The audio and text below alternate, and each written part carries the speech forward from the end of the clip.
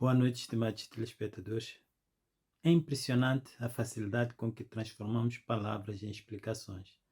Dizemos corrupção, investimento, turismo, governação e ficamos com a sensação de ter compreendido alguma coisa. Na realidade, muitas vezes apenas substituímos um problema por um conceito. Recentemente, por exemplo, defendeu-se a ideia de que a promoção do golfe pode contribuir para o desenvolvimento econômico, atraindo investimento e estimulando o turismo.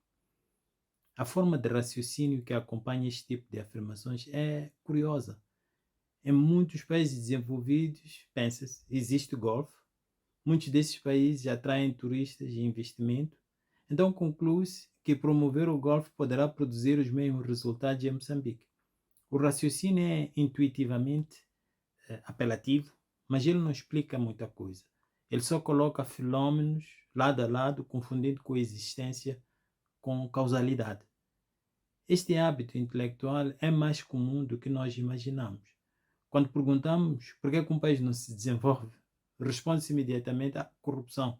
Quando perguntamos por que os serviços públicos funcionam mal, corrupção. Por que os investimentos não produzem os resultados esperados, corrupção. A palavra aparece como uma espécie de chave universal capaz de abrir todas as portas explicativas. Mas a corrupção não é uma explicação, é apenas o nome de um fenômeno. Dizer que algo acontece por causa da corrupção equivale muitas vezes a interromper a análise exatamente no momento em que ela deveria começar. O que precisa de ser explicado são os mecanismos que tornam a corrupção possível ou persistente. Por que certos funcionários pedem dinheiro indevido? Por que certos cidadãos aceitam pagar? Por que determinadas instituições não detectam nem sancionam desvios? Por que os incentivos existentes favorecem comportamentos que prejudicam o interesse público? Estas são perguntas explicativas. A palavra corrupção por si só não responde a nenhuma delas. É por isso que eu gosto de distinguir entre conceitos-resposta e conceitos-problema. Um conceito-resposta oferece a tranquilidade psicológica de quem acredita ter encontrado a explicação. Um conceito-problema cria o desconforto intelectual de quem percebe que ainda não compreendeu suficientemente o fenômeno. O desenvolvimento de um país requer que resistamos à tentação de acreditar que uma palavra resolve aquilo que apenas uma explicação pode resolver. Então, isto ajudar-nos-ia também a compreender uma diferença importante entre duas formas de fazer política. Isto é, a política por associação e a política por mecanismos. A política por associação observa que certos países têm determinadas características e conclui que a reprodução dessas características vai produzir resultados semelhantes. Se um país próspero tem campos de golfe, então construamos campos de golfe. Se outro tem zonas econômicas especiais, então criamos zonas econômicas especiais. Se outro tem incubadoras tecnológicas, bom, vamos construir incubadoras tecnológicas.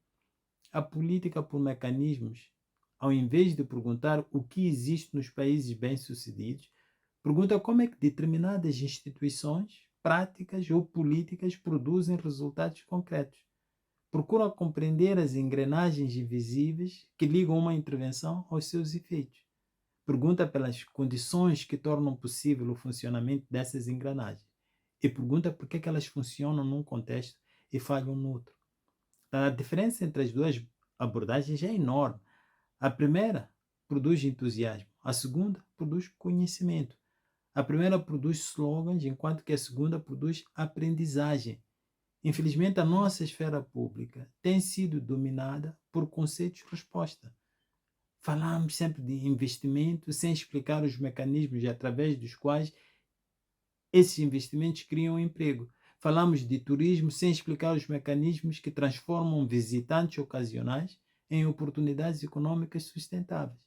Falamos de combate à corrupção sem explicar os mecanismos institucionais que tornam a integridade mais vantajosa do que o abuso do poder.